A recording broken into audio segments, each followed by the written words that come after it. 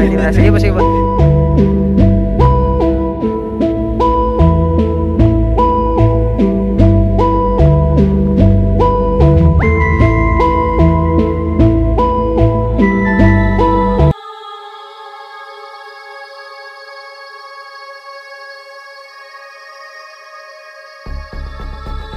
Guys, this is so nice.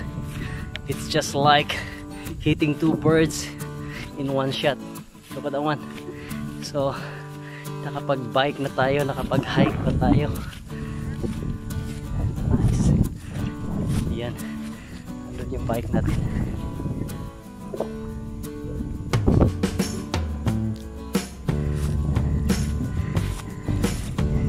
Oh. Nice guy.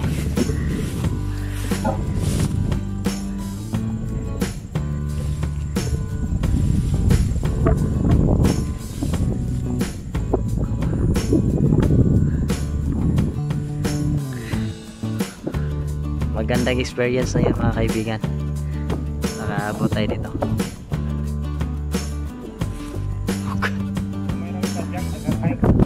Yan, siya. Yan o. Shit o. Siya lang nakakyat sa kabila. Yan, ingat ha! Yan, di pa ka, harap dito! Ayos!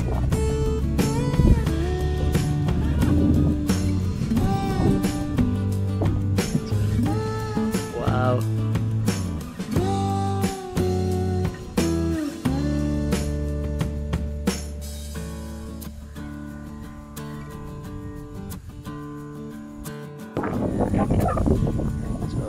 So, natin. Out natin. Yan. Grabe. Yan na.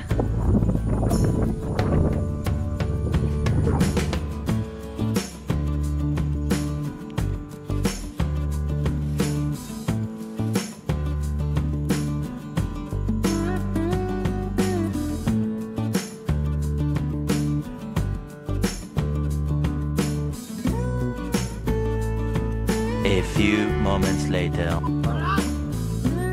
Oh. Sige po, hindi po maganda. Oh. Sorry ah. Oh, sige po. Sige maganda. Hindi namin intindihan. Oh. Ang hinihiyawan namin, andun isang kasama namin sa dulo. Itayo natin para Sige po, at least mag-usap tayo na maayos. Saan kayo punta niyan? Dito na. Magbabike lang po talaga kami. Wala po kami ibang ano dito. Sadya. Magbabike lang po. Akala ko na magsusukat sa bilyon tay. Malay pa. Ano pa? So, Ilang araw galing na po.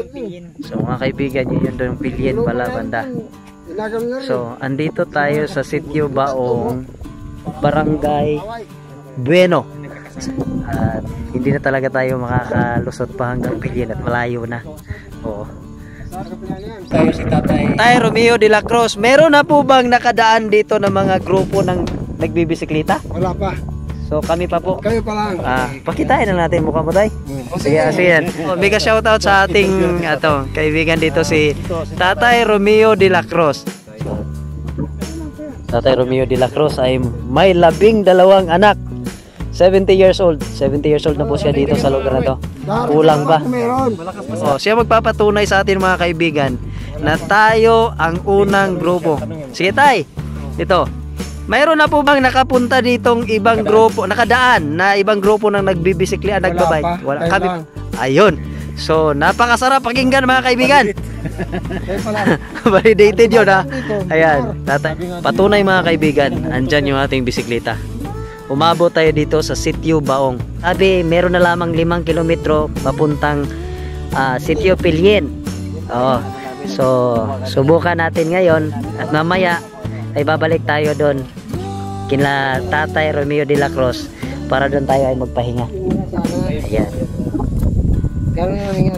Kaya matagal to, hindi na nangyayari sa trabaho na ang pera at hindi na nabibigay. Hindi na pupunta sa inyo. Baka na salungan sa binulsa na. Dumadaan sa ilalim ng mesa. Ito, halika Si Tatay Romeo. Pag ano ka na, sumigaw kasi tayo. Alam ko kanina, susukat tayo. Kala natin, sinusurvey natin. Oo. Iniyawan niya tayo. Hindi naman natin naiintindihan kung Ano, buto eh. Magandang hapon naman. Pinuntahan nila tayo. Kaya umakit kami rito. Nag-ano kami. Kaya natigil kami dito. Pwede. Ano te? So baryo pala yan? Oo, malaking baryo yan. Sa tubig.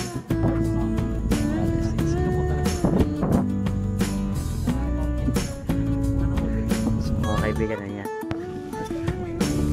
Guys, yan na yan. Yung area na yan.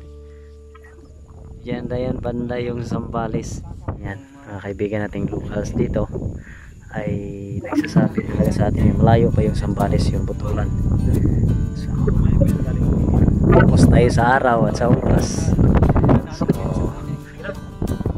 Sige tayo, ano, kasi, mga kaibigan, nagbago ang aming desisyon, titirahin namin doon. Babalik mamaya. Ikitulog. Hindi pala natin kayang tagusin yon sa isang araw lang at napakalayo. So target sana namin yung Pilien. Pero ando na kami, nakita namin na ang layo pa. At puro palusong. So mahirapan kami bukas na ahonin. Saan ay naghabol kami ng oras sa pag-uwi. So ngayon, dito kami ngayon pinayagan na maglagi muna dito ng isang gabi. At dito tayo magpahinga. Yes.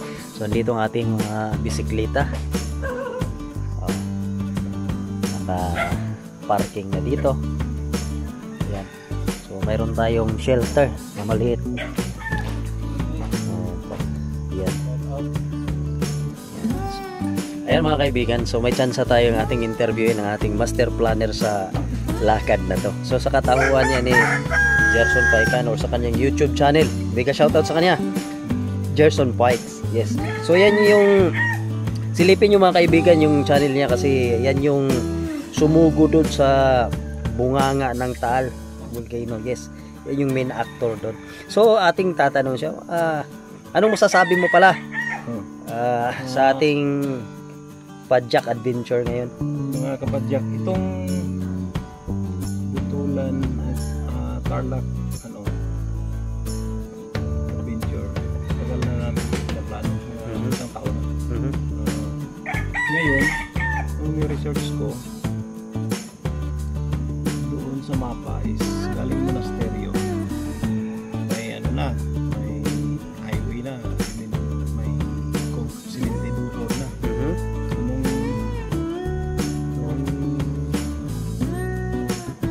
Dumating kayo may kagabi, totoo naman, simentado naman. So tinuloy namin sama yung car namin hanggang dulo. Tapos kinabukasan ay nagbike kami. Ngunit ngayon hapon ay habang kami nagbabike, mini-monitor din namin ang mapa. Parang yung ano niya, yung may road, yung kalsada doon sa mapa, parang napalayo kami, lumihis. So either yung mapa ay hindi updated, or either yung mapa ay totoo talagang may daan doon, daan ng tao, ano. However, Tarlac Butulan Road, iba yung survey ng DPWH, kaya hindi siya magkatugma ng sa mapa at saka yung sa actual. Pero anyhow, sinunod pa rin namin yung yung potential, kaya sabi ng mga local dito daw sinunod namin hanggang dito sa Baong. Ngunit nung kalabas kami sa Baong ay parang napalayo na talaga. So kaya decided to bail out. Babalik kami kasi parang yung Pilien, di ba? Yes. Parang malapit na sa Tauliana. Ibig sabihin, instead na going westward, ay yung ruta namin ay parang mag southwest, going southwest, eventually pupunta sa Santa Juliana. Sabi namin, baka iba yung ruta sa target sana namin.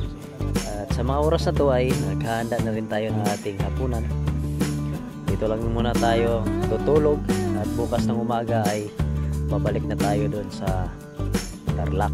I-enjoy muna natin yung lamig ng panahon, preskong hangin at katahimikan sa lugar na to. So wala kang ibang maririnig kundi ilaok ng manok. Mamayang gabi abangan ninyo yung mga pulisap siguro na mag-kikislap dito sa gabi. So isang bagay yun na ating may enjoy mamaya ay yung lamig ng panahon. Marandami mamaya.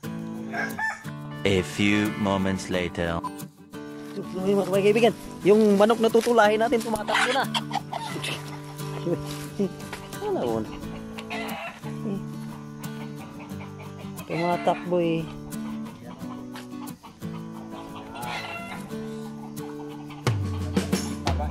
Mga kaibigan, tingnan nyo naman yan. May pa-dessert na tayong hinog na papaya. May pang tinula pa. Pero A few moments later.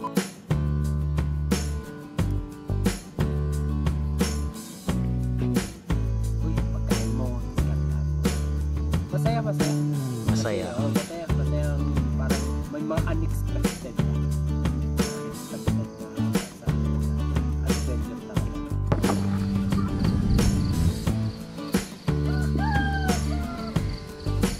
Diba?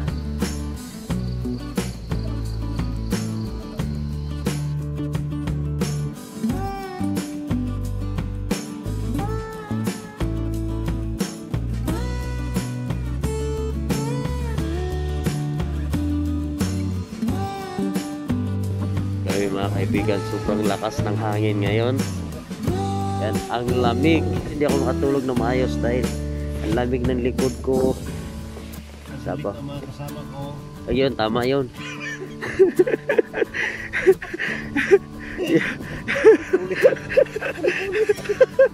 Yung hilik na kasama ko, yung yung alam mo yung parang naglalaro bro, gano? Tapos ba parang roaring lion ba? Maya may ganun pa bro.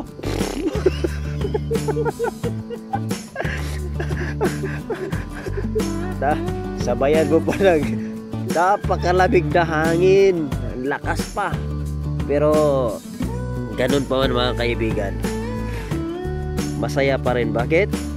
Initin na lang namin yan oh.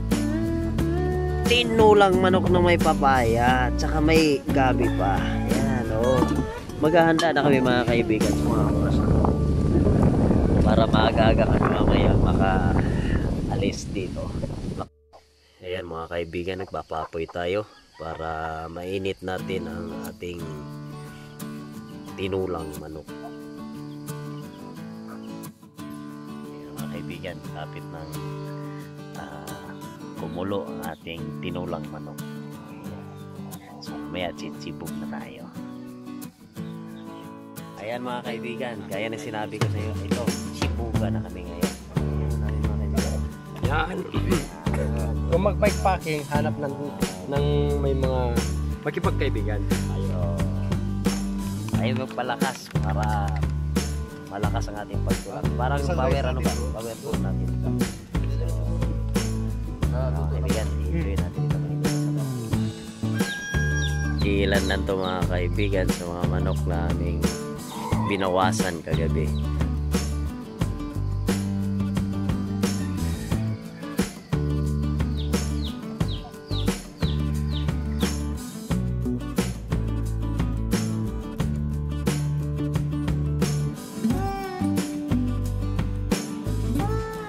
Ayan mga kaibigan, kami ay ready na para umalis mula sa lugar na ito. Ganda ng bawat isa para sa aming pag-alis. So, ito isang bagay kung bakit naisipan kong magdala dito mga kaibigan. Basket, fruit basket. Dahil, yan, mayroon na tayong may uuwing luya mga kaibigan. Yes, napakamura dito. 35 per kilo lang. Pumili tayo halagang 100. Yan. Yes, so, enjoy na naman tayo sa ating pagbajak pa uwi mga kaibigan.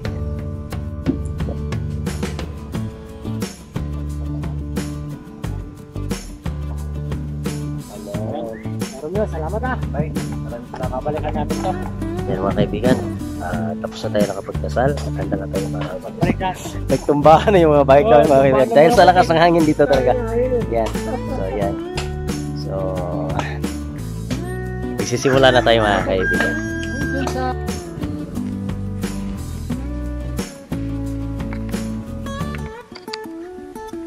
Yan mga kaibigan, pabalik na tayo sa ating rutang tinaha kahapon. Ganda ang ating unang panimula ngayon dahil pasikat na sikat ang araw.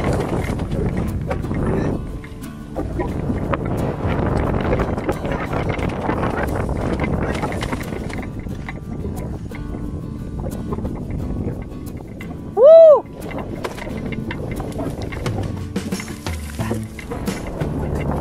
Sabi ingat, puting alalay para hindi sumablay. Karga po. Oray arera. Oh. Wow. Wow. Yan mga kaibigan, dito tayo kahapon tumigil at natulog at nakapagpahinga tayo dito kahapon mga 45 to 15 minutes kung hindi ako nagkakamali. Yan. So ngayon nandito na tayo sa mga oras na to at doon pa tayo tatahak mga kaibigan, sa parting doon pa. Yun o, kita nyo may bahay doon. Napaka-adventurous yung ride natin mga kaibigan, yung bikepacking natin kasi pagpa lamya-lamya ka sa ride na to, sasabit yung lalamunan mo sa barbed wire na to. Yan, yan, yung kaibigan natin ay tatawid yung bag mo. Okay, luar, gusto kahapon sa bagakyat dahil masyadong matarik. Dito naman ay susubukan naman dito ang ating lakas ng tuhod. Gilid mo, tagilid mo, tagilid.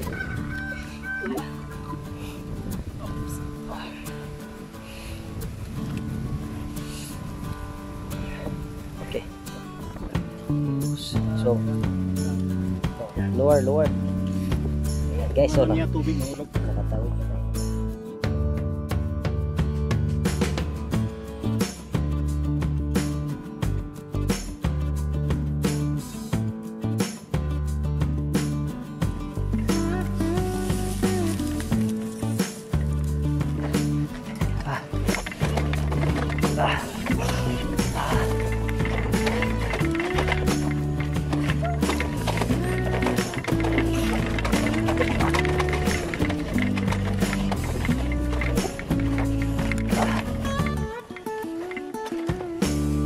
There we go. Kaibigan, nakabalik tayo sa ating pinanggalingan kahapon. Dito tayo nag-lunch. Yes.